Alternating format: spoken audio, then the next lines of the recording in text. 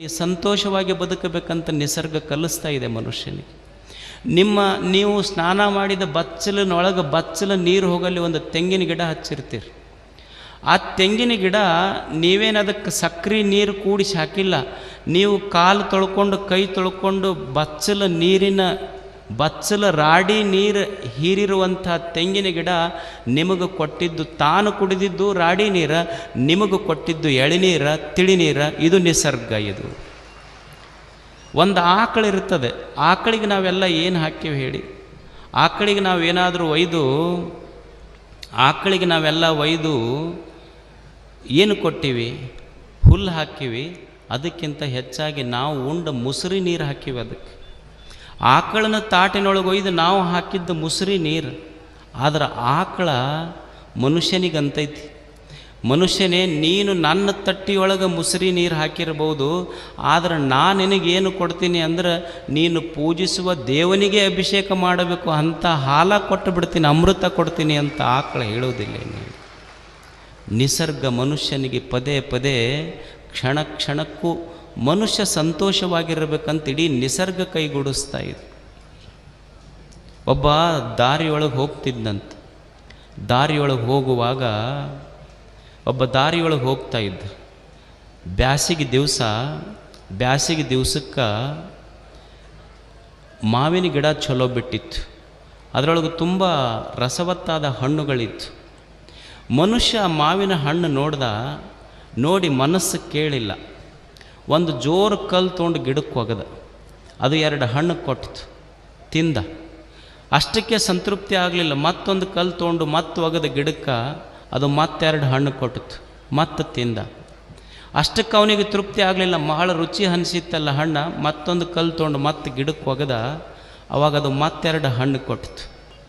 ಅವಾಗ ಮನುಷ್ಯ ಮಾವಿನ ಗಿಡದ ಹತ್ತಿರ ಹೋಗಿ ಗಿಡಕ್ಕೆ ಮಾತಾಡಿಸ್ದ. ಅಲ್ಲ, ನಮ್ಮ ಮನುಷ್ಯ ಸಮಾಜದೊಳಗೆ ಹಿಂಗೊಂದು ಸ್ವಲ್ಪ ಕಣ್ಣು ಎತ್ತಿ ನೋಡಿದ್ರೆ ಕಣ್ಣ ಕಿತ್ತಾರೆ ನಮ್ಮಲ್ಲಿ. ನಿನಗೆ 3 ಸಲ ಕಲ್ಲು ತೊಗೊಂಡು ಒಗದಿನಲ್ಲ, ಮನಸ್ಸಿಗೆ ನೋವಾಗಲಿಲ್ಲೇನು? ಅವಾಗ ಮಾವಿನ ಗಿಡ ಹೇಳ್ತಂತ, ಏನು ನೀವು ಕಲ್ಲು ಒಗದಿದ್ದು ನನಗೇನು ನೋವು ಅನಿಸಿಲ್ಲ ಮನಸ್ಸಿಗೆ. ಯಾಕಂದ್ರೆ ಮನುಷ್ಯರ ಹಳೆ ಚಾಳಿದು. ಅವನ ಹಳೆ ಸ್ವಭಾವ ಏನು ಅಂದ್ರೆ, ಯಾರು ಎತ್ತರ ಬೆಳೀತಾರೆ, ಎತ್ತರ ಬೆಳೆದವರಿಗೆಲ್ಲ ಕಲ್ಲು ತೊಗೊಂಡು ಒಗೆದು ಅವನ ಹಳೆ ಸ್ವಭಾವ ಅಷ್ಟೇ. ಇದು ಎತ್ತರ ಬೆಳೆದವರಿಗೆಲ್ಲ ಕಲ್ಲು ತೊಗೊಂಡು ಒಗೆಯೋದು ಅವ್ರ ಹಳೆ ಚಾಳಿ. ಇದು ನಾ ಏನು ಮನಸ್ಸಿಗೆ ಹಚ್ಕೊಂಡಿಲ್ಲ. ಯಾಕೆ ಹಚ್ಕೊಂಡಿಲ್ಲ ಅಂದ್ರೆ, ನನ್ನ ತಾಯಿ ನನ್ನವ್ವ ನನಗೊಂದು ಮಾತು ಕಲಿಸ್ಯಾಳ. ಏನು ಕಲಿಸ್ಯಾಳ ಅಂದ್ರೆ, ಮಗ ನೀ ಬೆಳೆದು ದೊಡ್ಡವಾದಿ ಅಂದ್ರೆ, ನೀ ಎತ್ತರ ಬೆಳೆದಾಗ ನಿನಗೆ ಕಲ್ಲು ಒಗೆಯವ್ರು ಭಾಳ, ನಿನ್ನ ಜೀವನ ಸಾರ್ಥಕ ಆಗಬೇಕಾಗಿದ್ರೆ ನಿನಗೆ ಯಾರ್ಯಾರು ಕಲ್ಲು ಒಗಿತಾರ, ಕಲ್ಲು ಒಗೆದವ್ರಿಗೆಲ್ಲ 2 ಚಲೋ ಹಣ್ಣು ಕೊಡು, ಸಾರ್ಥಕ ಆಗ್ತೈತೆ ಅಂತ ನಮ್ಮವ್ವ ಹೇಳಿ ಕಳಿಸ್ಯಾಳ. ಇದು ನಿಸರ್ಗ ಕಲಿಸಿದ ಬದುಕಿನ ರೀತಿ. ಇದು ಅಷ್ಟೆ. ಇಷ್ಟೆಲ್ಲ ನಿಸರ್ಗ ಕೊಟ್ಟೈತೆಲ್ಲ, ಇವ ಮನುಷ್ಯ ಏನು ಕೊಟ್ಟಾನೆ ಹೇಳಿ ನಿಸರ್ಗಕ್ಕೆ? ಬರೀ ನೀವು ಎಲ್ಲಿ ಹೋದರೂ ಸಹಿತ ನೀವು ಅಷ್ಟೇ, ಕೊಟ್ಟಿಲ್ಲ ಏನು. ದೇವರ ಗುಡಿಗೆ ಹೋದರೂ ಸಹಿತ ಹಂಗೆ ಬಂದ ಮನುಷ್ಯ ಅಲ್ಲೇವ. ದೇವರ ಗುಡಿಗೆ ಹೋದರೂ ಕೇಳಿ ಬಂದವ. ದೇವರ ಗುಡಿಗೆ ನಾವು ಇಷ್ಟು ಮಂದಿ ಹೋಗಿವಲ್ಲ, ಏನಾರ ಇಷ್ಟೆಲ್ಲ ಕೆರೆ ತುಂಬಿಸಿಯಪ್ಪ, ಅದಕ್ಕೆ ನಿನಗೊಂದಿಷ್ಟು ನಮಸ್ಕಾರ ಅಂತ ಹೇಳಿ ಬರೋಕ್ಕೆ ಹೋಗಿವೇನು? ಆರದ ಸೂರ್ಯ ಚಂದ್ರರಂಥ ದೀಪಗಳನ್ನು ಹಚ್ಚಿಯಪ್ಪ, ಅದಕ್ಕೆ ನಿನಗೊಂದು ನಮಸ್ಕಾರ ಅಂತ ಹೇಳಕ್ಕೆ ಹೋಗಿವೇನು? ಏನೂ ಇಲ್ಲ, ನಮಗೊಂದು 1,00,000 ಕೊಡು, ಕೋಟಿ ಕೊಡು ಅಂತ ಕೇಳಕ್ಕೆ ಹೋಗಿವಿ ನಾವು ಅಷ್ಟೆ. ಏನೂ ವ್ಯತ್ಯಾಸ ಇಲ್ಲ. ನೀವು ನೋಡಿ, ಗುಡಿ ಹೊರಗೂ ಒಂದಿಷ್ಟು ಮಂದಿ ಕುಂತಿರ್ತಾರೆ. ಗುಡಿ ಹೊರಗೆ ಕುಂತವರು ಭಿಕ್ಷುಕರು. ಅವ್ರು ಏನು ಕೇಳ್ತಿರ್ತಾರೆ? 1 ರೂಪಾಯಿ ಕೊಡ್ರಿ, 5 ರೂಪಾಯಿ ಕೊಡ್ರಿ, 10 ರೂಪಾಯಿ ಕೊಡ್ರಿ ಅಂತ ಅವ್ರು ಕೇಳ್ತಿರ್ತಾರೆ. ಇವಾಗ ಗುಡಿಯಾಗ ಹೋಗಿ ನನಗೆ ಕೋಟಿ ಕೊಡು, 2 ಕೋಟಿ ಕೊಡು ಅಂತ ಇವನು ಕೇಳ್ತಿರ್ತಾನೆ. ಅವರು ಭಿಕ್ಷುಕರೇ, ಒಳಗೆ ಕೇಳೋರು ಭಿಕ್ಷುಕರೇ. ವ್ಯತ್ಯಾಸ ಇಷ್ಟ, ಹೊರಗೆ 1 ರೂಪಾಯಿ 2 ರೂಪಾಯಿ ಕೇಳೋರು ಲೋಕಲ್ ಬೆಗ್ಗರ್ಸ್, ಇವ್ರು ಕೋಟಿ ಕೇಳೋರು ಇಂಟರ್ನ್ಯಾಷನಲ್ ಬೆಗ್ಗರ್ಸ್ ಅಷ್ಟೇ. ವ್ಯತ್ಯಾಸ ಇಷ್ಟೇ. They are also beggars, we are also beggars. ಅವರು ಲೋಕಲ್, ಇವ್ರು ಇಂಟರ್ನ್ಯಾಷನಲ್. ಎಲ್ಲ ಕಾರ್ಪೊರೇಟ್ ಸ್ಟೈಲ್ ಬೆಗ್ಗಿಂಗ್ ಇದು. ಕೇಳೋರಷ್ಟೇ. ದೇವನ ಗುಡಿಗೆ ಮನುಷ್ಯ ಹೋಗುವುದು ಬರೇ ಕೇಳುವುದಕ್ಕಾಗಿ ಅಲ್ಲ.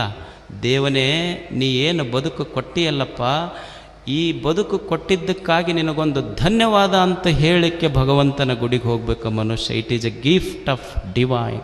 ಇದು ದೇವನ ಕೊಡುಗೆ ಈ ಬದುಕು. ಅದಕ್ಕಾಗಿ ಹೋಗುವುದು ಮನುಷ್ಯ.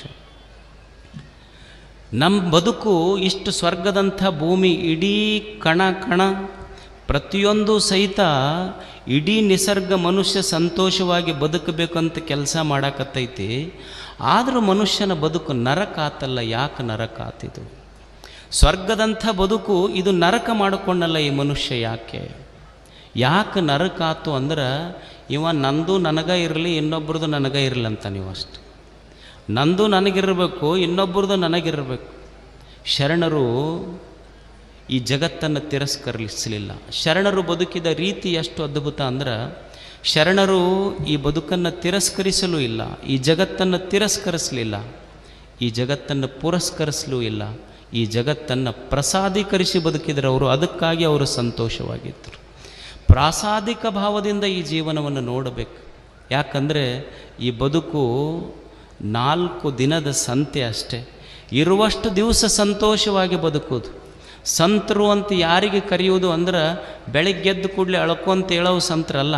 ಕಾವಿ ಬಟ್ಟೆಗಳನ್ನು ಹಾಕ್ಕೊಂಡು ಎಲ್ಲೋ ಗುಡ್ಡ ಗವಿ ಗಹ್ವಾರಗಳಲ್ಲಿರುವವರು ಸಂತರಲ್ಲ.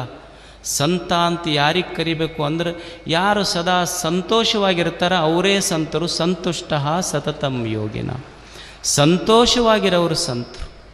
ದೇವರು ಕೊಟ್ಟ ಈ ಬದುಕು 4 ಕ್ಷಣಗಳು ಸಂತೋಷವಾಗಿ ಕಳಿಬೇಕ ಮನುಷ್ಯ. ಮಹಾದೇವ ಭೂಪಾಲ ಮೋಳಿಗೆಯ ಮಾರಯ್ಯ ಅಂತ ಒಬ್ಬ ಶರಣ ಆಗಿ ಹೋದ. ಅವರು ಶರಣರು ಅರಸರು. ತಾನು ಅರಸನಾಗಿದ್ದು ಕಲ್ಯಾಣದೊಳಗೆ ಕಟ್ಟಿಗೆ ಒಡೆಯುವ ಕೆಲಸ ಮಾಡ್ತಿರ್ತಾನ. ತಾನು ಅರಸನಾಗಿದ್ದು ಕಲ್ಯಾಣದೊಳಗೆ ಕಟ್ಟಿಗೆ ಒಡೆಯುವ ಕಾಯಕ ಮಾಡುವ ಮೋಳಿಗೆಯ ಮಾರಯ್ಯ ಒಂದು ಸುಂದರ ವಚನ ಬರೀತಾನೆ. ಈ ಬದುಕಿನ ಯಥಾರ್ಥತೆ ಹೇಗಿದೆ? ಈ ಸುಂದರವಾದ ಬದುಕು ಖರೆ, ಇದರ ಯಥಾರ್ಥತೆ ಎಷ್ಟು, ಇದರ ಕ್ಷಣಭಂಗುರತೆ ಎಷ್ಟು, ಯಾವುದು ವಾಸ್ತವಿಕ ಸತ್ಯ, ರಿಯಾಲಿಟಿ ಆಫ್ ದಿಸ್ ಎಕ್ಸಿಸ್ಟೆನ್ಸ್, ಅದನ್ನು ಅರ್ಥ ಮಾಡಿಕೊಂಡು ಬದುಕಬೇಕು ಮನುಷ್ಯ. ಅವರೊಂದು ಸುಂದರವಾದ ಮಾತು ಬರೀತಾರೆ. ಆನೆ ಕುದುರೆ ಬಂಡಾರವಿದ್ದೊಡೇನು, ತಾನೊಂಬುದು ಪಡಿಯಕ್ಕಿ ಮಲಗುವುದರ್ಧ ಮಂಚ ಒಂದಾವಿನ ಹಾಲು. ಎಷ್ಟು ಸುಂದರವಾದ ವಚನ ನೋಡಿ. ನಾವೆಲ್ಲ ಇದನ್ನು ತಿಳ್ಕೊಳ್ಬೇಕು. ಬದುಕಿನ ಸತ್ಯತೆಯನ್ನು ನಮ್ಮ ಮುಂದೆ ಅವರಿಡ್ತಾರೆ. ಆನೆ ಕುದುರೆ ಬಂಡಾರವಿದ್ದೊಡೇನು, ತಾನೊಂಬುದು ಪಡಿಯಕ್ಕಿ ಮಲಗುವುದರ್ಧ ಮಂಚ ಒಂದಾವಿನ ಹಾಲು. ಈ ಹುರುಳಿಲ್ಲದ ಸಿರಿಯ ನೆಚ್ಚಿ ಕೆಡಬೇಡ ಮನುಜ, ಒಡಲು ಭೂಮಿಯ ಸಂಗ ಒಡವೆ ತಾನೇ ನಪ್ಪುದೋ, ಕೈ ಹಿಡಿದ ಮಡದಿ ಪರರ ಸಂಗ ಪ್ರಾಣ ವಾಯುವಿನ ಸಂಗ, ಸಾವಿನ ಸಂಗಡವಾರೂ ಇಲ್ಲ ನಿಕ್ಕಳಂಕ Mallikarjuna. Who will cry when you die. Robinson ಅಂತ ಒಬ್ಬ ಚಿಂತಕ ಒಂದು ಪುಸ್ತಕ ಬರೀತಾನೆ. Who will cry when you die. ಮೋಳಿಗೆಯ ಮಾರಯ್ಯ ಸುಮ್ಮನೆ ಸಾಮಾನ್ಯ ಒಬ್ಬ ಬಡವಲ್ಲ, ಅವ ಮಹಾರಾಜ ಬರೆದ ವಚನ ಇದು. ಆನೆ ಕುದುರೆ ಬಂಡಾರವಿದ್ದೊಡೇನು, ತಾನೊಂಬುದು ಪಡಿಯಕ್ಕಿ ಮಲಗುವುದರ್ಧ ಮಂಚ ಒಂದಾವಿನ ಹಾಲು. ನಿನಗೆ ಎಷ್ಟು ಕೀರ್ತಿ ವಾರ್ತೆಗಳರ ಇರಲಿ, ಎಷ್ಟು ಸೇವಕರರ ಇರಲಿ, ನಿನ್ನ ಮನ್ಯಾಗ 10 ಇನೋವಾ ಕಾರ್ ಗಾಡಿ ಇದ್ರೂ ನೀ ಮಾತ್ರ ಹತ್ತದು ಒಂದರಾಗ ಹತ್ತಬೇಕಲ್ಲಪ್ಪ. 10 ಒಮ್ಮೆ ಹತ್ತಕ್ಕಂತೂ ಆಗೋದಿಲ್ಲ. ಆನೆ ಕುದುರೆ ಬಂಡಾರವಿದ್ದೊಡೇನು, ತಾನೊಂಬುದು ಪಡಿಯಕ್ಕಿ. ನಾ ಭಾಳ ದೊಡ್ಡ ರೈತದೀನಿ, ಶ್ರೀಮಂತದೀನಿ ಅಂತ ತಿಳ್ಕೊಂಡು 100 ಕ್ವಿಂಟಲ್ ನಿನ್ನ ಗೋಡಾವನ್ನೊಳಗೆ ಅಕ್ಕಿ ಇದ್ದರೂ ಸಹಿತ 100 ಕ್ವಿಂಟಲ್ ನಾನು ಉಣ್ಲಿಕ್ಕಾಗೋದಿಲ್ಲ. ಉಣ್ಣುವುದು ಮಾತ್ರ ಒಂದು ಹಿಡಿ ಅಕ್ಕಿ ಅಷ್ಟೇ. ಇದು ತಿಳ್ಕೊ ನೀನು. ತಾನೊಂಬುದು ಪಡಿಯಕ್ಕಿ ಮಲಗುವುದರ್ಧ ಮಂಚ. 20 ಬೆಡ್ರೂಮಿನ ಮನೆ ಕಟ್ಸಿನ್ರಿ, ಮಕ್ಕಳು ಮೊಮ್ಮಕ್ಕಳು ಅಣ್ಣತಮ್ಮಗಳು ಎಲ್ಲ ಇರ್ತಾರೆ ಮನ್ಯಾಗ ಅಂದ್ರೆ, 20 ಬೆಡ್ರೂಮಿನ ಮನೆ ನೀ ಕಟ್ಸಿದ್ರು 20 ಬೆಡ್ರೂಮಿನೊಳಗೆ ನೀ ಮಕ್ಕೊಳಕ್ಕಾಗೋದಿಲ್ಲ. ಒಂದೇ ಬೆಡ್ರೂಮಿನೊಳಗೆ ಅರ್ಧ ಮಂಚದೊಳಗೆ ಮಕ್ಕೋಬೇಕಲ್ಲ. ಮಲಗುವುದರ್ಧ ಮಂಚ. ಅದು ಎಷ್ಟು ದಿವಸ? ಮುಂದೆ ನಿನ್ನ ಮಕ್ಕಳು ಮದುವೆ ಆಗೋ ಮಟ್ಟ ನೀನು ಬೆಡ್ರೂಮ್ನಾಗ, ಅವ್ಕರು ಮದುವೆ ಆದವು ಅಂದ್ರೆ ಅವ್ರ ಮದುವೆಗೆ ಅವ್ರ ಬೆಡ್ರೂಮಿಗೆ ಹೋಗ್ತಾರೆ, ನಿನಗೆ ಪಡಸಾಲ್ಯಾಗ ಒಗಿತಾರಂತ. ನೀ ಪಡಸಾಲ್ಯಾಗಿರ್ಬೇಕು. ಅದು ಟಿ ವಿ ಗಿವಿ ನೋಡ್ಕೊಂತ ಕುಂತು ಅಂದ್ರೆ ಅವು ಬಂದು ಅಂದ್ರೆ ಮಕ್ಕಳು ಮೊಮ್ಮಕ್ಕಳು ನೋಡೋಕೆ ಶುರು ಮಾಡಿದ್ರೆ ಮನ್ಯಾಗ ಹೆಣ್ಮಕ್ಳು ಅಂತಿರ್ತಾರೆ, ಏನು ಮನೆ ಹಿಡ್ಕೊಂಡು ಕುಂತೀರಿ, ಹೊರಗೆ ಹೋಗಬಾರ್ದ ಆ ಕಡೆ. ಇದು ಒಂದು ಚಾಪಿ ಹಿಡ್ಕೊಂಡು ಹೋದ ಹನುಮಂದೇವ್ರ ಗುಡಿ ಕಡೆ. ಭಾರಿ ಚಲೋ ಐತೆ ಬಿಡ್ರಿ ಗುಡಿ ಅಂತ. ಅವ ಕಟ್ಟಿ ಮೇಲೆ ಮಗ್ಗಲಿದ್ದವಂದ, ಮತ್ತು ನಮಗೆ ಗೊತ್ತೈತ್ರಿ, ಎಲ್ಲರೂ ದೊಡ್ಡ ದೊಡ್ಡ ಮನೆ ಕಟ್ಟಿಸಿದವ್ರು ಕೊನೆಗೆ ಹಣಮಂದಿಯವ್ರ ಗುಡಿನ ಗತಿ ಅವ್ರಿಗೆ ಅನ್ನೋದು ಗೊತ್ತೈತೆ ನಮಗೆ. ಅದಕ್ಕೆ ನೀವು ನೋಡ್ರಿ, ಹಳ್ಳ್ಯಾಗ ಹಣಮಂದಿಯವ್ರ ಗುಡಿ ಪಟ್ಟಿ ಯಾರೂ ಇಲ್ಲ ಅನ್ನೋದಿಲ್ಲ, ಎಲ್ಲರೂ ಕೊಡ್ತಾರೆ. ಇದು ತಿಳ್ಕೋಬೇಕು ಮನುಷ್ಯ, ನಾನು ಕಷ್ಟಪಟ್ಟು ಕಟ್ಟಿದ ಬೆಡ್ರೂಮ ಒಂದು ದಿವಸ ನನಗೆ ಡೆಡ್ ರೂಮ್ ಆಗ್ತೈತೆ ಅನ್ನೋದು ಗೊತ್ತಾಗಬೇಕು ಮನುಷ್ಯಾಗಿದು. ಏನು ಪೂರಾ ಮನ್ಯಾಗಂತೂ ಇರೋಕ್ಕಾಗೋದಿಲ್ಲ, ಅರ್ಧ ಮಂಚದೊಳಗೆ ಮಲ್ಕೋಬೇಕು ನಾನು ಅಷ್ಟೆ. ಒಂದಾವಿನ ಹಾಲು, ಏನು ಮನ್ಯಾಗ 100 ಆಕಳ ಕಟ್ಟೀನಿ ಅಂದ್ರೆ 100 ಆಕಳದ ಚಹಾ ಬೇರೆ ಕುಡಿತೀಯ ನೀನು? 100 ಆಕಳದು ಕುಡಿಯೋಕ್ಕಾಗೋದಿಲ್ಲ, ಅದು 1 ಕಪ್ ಹಾಲಿನ ಚಹಾನ ಕುಡಿಬೇಕು ನೀನು ಅಷ್ಟ. ಮತ್ತು ಅದಕ್ಕೂ ಮಿಕ್ಕಿ ಶುಗರ್ ಗಿಗರ್ ಇದ್ರಂತಂದ್ರೂ ಮುಗ್ದ ಹೋತದು. ಡಿಕಾಷನ್ ಅಂತಾರಿಲ್ಲ, ನಿಮಗೇನಂತೀರ ಅದಕ್ಕೆ ನೀವು? ಡಿಕಾಷನ್ ಅಂದ್ರೆ ಅವ್ರಿಗೆ ಇದು ಆಗೋದಿಲ್ಲ, ಬ್ಲ್ಯಾಕ್ ಟೀ ಅಂತಾರೆ ಅವ್ರಿಗೆ. ಅದಕ್ಕೆ ಮಾಡ್ರನ್ ಬ್ಲ್ಯಾಕ್ ಟೀ ತೊಗೊಂಬರಿ ಅಂದ್ರೆ, ಬ್ಲ್ಯಾಕ್ ಟೀ ತೊಗೊಂಬರಿ ಅಂದ್ರೆ ನಮಗೆ ಶುಗರ್ ಐತೆ ಅಂತ ಅರ್ಥ ಅಷ್ಟ. ಅದಕ್ಕೆ ಅವ್ರಿಗೆ ಉಣ್ಣಾಕ ಇರೋದಿಲ್ಲ. ಅವು ನೋಡ್ರಿ ಮನ್ಯಾಗ ಇದಕ್ಕೆ ಎಲ್ಲ ಅವ್ರು ಹೋಳಿಗೆ ಗೀಳಿಗೆ ಮಸ್ತ್ ಉಣ್ತಿರ್ತಾರೆ, ಇದಕ್ಕೆ ಅವ್ರು ನುಚ್ಚ ರಾಗಿ ಮುದ್ದೆ ನೀಡ್ತಿರ್ತಾರೆ. ಅವ್ರು ಪಾನಿಪುರಿ ವಡಾಪಾವ್ ಇದಕ್ಕೆ ತೋರಿಸಿ ತಿಂತಿರ್ತಾರೆ. ಅದಕ್ಕೆ ಅದೇನು ನೀವೆಲ್ಲರೂ ಉಣ್ರಿ, ನೀವು ಉಣ್ರಿ ಆಮೇಲೆ ಉಣ್ತೀನಿ ಅಂತಿರ್ತೈತೆ ಅದು ಕುಂತು. ಏನಿದ್ರೂ ಸಹಿತ ಉಣ್ಣಕ್ಕೆ ಬಾಯಿ ಬೇಕಲ್ಲ ಮನುಷ್ಯಾಗ. 100 ಆಕಳು ಕಟ್ಟಿದ್ರೂ ಕುಡಿಯುವುದು 1 ಕಪ್ ಹಾಲ. ಈ ಹುರುಳಿಲ್ಲದ ಸಿರಿಯ ನೆಚ್ಚಿ ಕೆಡಬೇಡ ಮನುಜ. ಏನು ನಾ ಭಾರಿ ಶ್ರೀಮಂತದೀನಿ ದೊಡ್ಡವದೀನಿ ಅಂತ ತಿಳ್ಕೊಂಡು ಏನು ಹ್ಯಾಪಿ ಬರ್ತ್ಡೇ ಆಚರಣೆ ಮಾಡ್ಕೊತಿದ್ದ, ಏನು ಶೃಂಗಾರ ಮಾಡ್ಯಾನ, ಬಲೂನ್ ಕಟ್ಟ್ಯಾನ, ಬಲೂನ್ ಕಟ್ಟಿ ಹಾರಾಡ್ತಿತ್ತ, ಬಲೂನ್ ಹೇಳ್ತಿತ್ತ ಅವ್ನು ಮನುಷ್ಯಾಗ. ಏನು ಹ್ಯಾಪಿ ಬರ್ತ್ಡೇ ಮಾಡ್ಕೊತೀವೋ ಮಾರಾಯ. ನನಗೆ ಗೊತ್ತೈತಿ, ನಾ ಯಾವಾಗ ಟಬ್ ಅಂತೀನಂತೂ ಗೊತ್ತಿಲ್ಲ, ನೀನು ಯಾವಾಗ ಟಬ್ ಅಂತೀಗ ಗೊತ್ತಿಲ್ಲ. ಏನು ಹ್ಯಾಪಿ ಬರ್ತ್ಡೇ ಮಾಡ್ಕೊಳ್ಳೋದು, ಯಾವುದರ ವೈಭವ ಮನುಷ್ಯನಿಗೆ. ನನಗೆ ಭಾಳ ದುಡ್ಡಿದೆ, ಶ್ರೀಮಂತಿಕೆ ಇದೆ ತಿಳ್ಕೊಂಡು ನಾ ಊರಾಗೆಲ್ಲರಿಗೆ ಅನ್ಕೊಂತ ಅಡ್ಡಾಡ್ತಿರ್ತೀನಿ. ಏನು ಅನ್ಕೊಂತ ಅಡ್ಡಾಡಿರ್ತೀನಿ ಅಂದ್ರೆ, ಐ ಸಿ ಯು ಅಂತಿರ್ತಾರೆ. ನೀನು ನೋಡ್ಕೊತೀನಿ ಹೋಗಿ ಅನ್ನೋದಿಲ್ಲ ಮಂದಿ ಊರಾಗ. ಐ ಸಿ ಯು ಅಂತಿರ್ತಾರೆ, ಕೇಳಿರಿಲ್ಲ ನೀವು? ಐ ಸಿ ಯು ಅಂತಿರ್ತಾರೆ. ನೀವು ದುಡ್ಡಿದ್ದಾಗ ಅನ್ಬೋದು, ಐ ಸಿ ಯು ಅನ್ಬೋದು. ನಿಮಗೆ ಲಾಸ್ಟಿಗೆ ದವಾಖಾನ್ಯಾಗ ಹಾಕ್ತಾರಲ್ಲ, ಅದೇನದು? ನೀನು ಊರಾಗ ಅದು ರೊಕ್ಕಿದ್ದಾಗ ಐ ಸಿ ಯು ಒಂದೇ ಅಲ್ಲ, ಈಗ ಬಾ ಐ ಸಿ ಯು ಅಂತಿರ್ತೈತದು. ನೀನೇನು ಊರಾಗ ಐ ಸಿ ಯು ಒಂದೇ ಅಲ್ಲ, ಈಗ ಐ ಸಿ ಯು ಅಂತಿರ್ತೈತದು. ಯಾವುದು ಹೇಳಿ? ಹುರುಳಿಲ್ಲದ ಸಿರಿಯ ನೆಚ್ಚಿ ಕೆಡಬೇಡ ಮನುಜ, ಒಡಲು ಭೂಮಿಯ ಸಂಗ. ಒಡವೆ ತಾನೇನಪ್ಪುದೋ, ಯಾರು ಎಷ್ಟು ಗಳಿಸಿದ್ರೆ ಏನೈತೆ ಹೇಳ್ರಿ? ಜೀವ ಹೋದ ಮೇಲೆ ದೇಹ ಮಣ್ಣಿನ ಪಾಲು, ಅಸ್ಥಿ ಗಂಗೆಯ ಪಾಲು, ಆಸ್ತಿ ಮುಂದೆ ಕುಂತಳವ್ರ ಪಾಲು ಅಷ್ಟೇ. ಯಾರ ಪಾಲು ಆಕ್ಕೈತಿ ಹೇಳಿ? ಯಾವುದು ಜೀವನದಲ್ಲಿ ಸತ್ಯ? ಸಾವಿನ ಸಂಗಡವಾರು ಇಲ್ಲ ನಿಕ್ಕಳಂಕ ಮಲ್ಲಿಕಾರ್ಜುನ.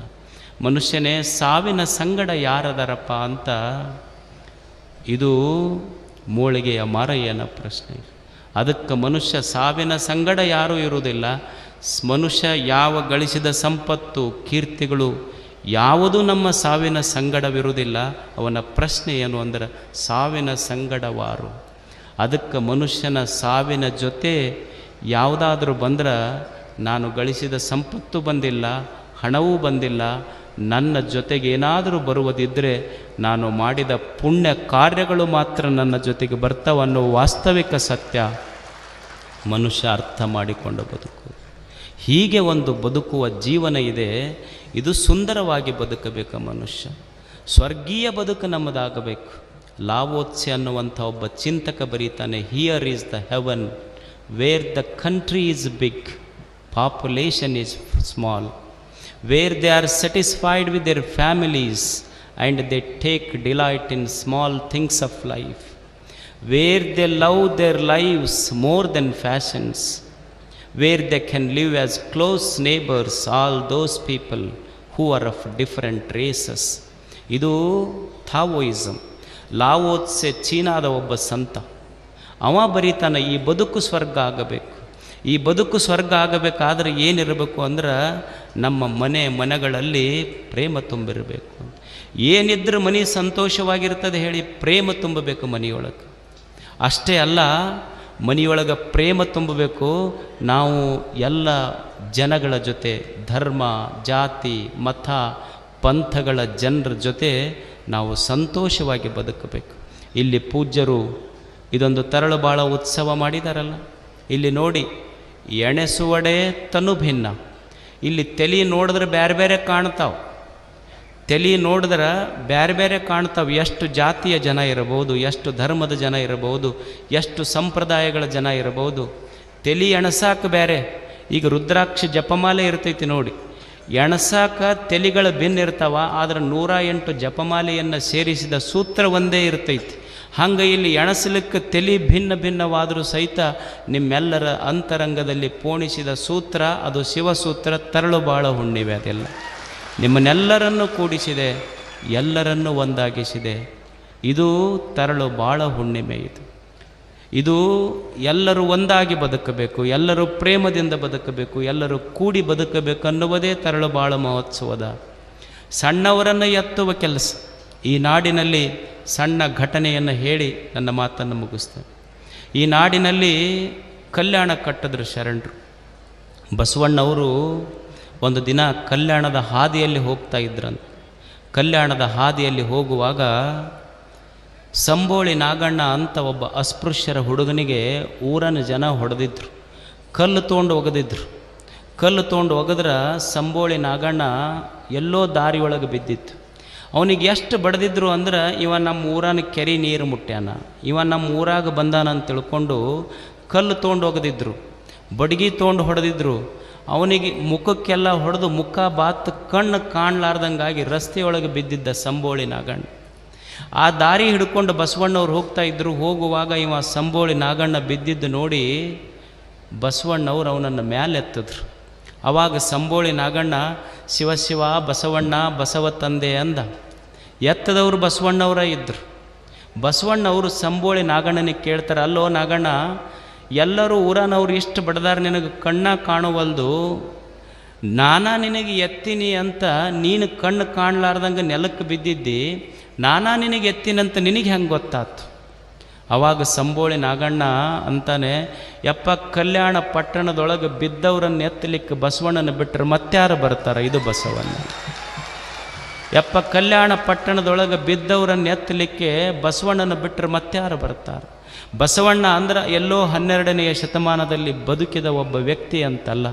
ಬಸವಣ್ಣ ಅಂದರೆ ಯಾರು ಬಿದ್ದವರನ್ನೆತ್ತುವ ಕೆಲಸ ಮಾಡ್ತಾರ ಅವ ಬಸವಣ್ಣ ಆಗ್ತಾನೆ ಅನ್ನೋದು ಇದು ಬಸವ ಕಲ್ಯಾಣ, ಇದು ಬಸವ ಸಂದೇಶ ಅಷ್ಟೇ. ಅಂಥ ಒಂದು ದಿವ್ಯ ಸಂದೇಶವನ್ನು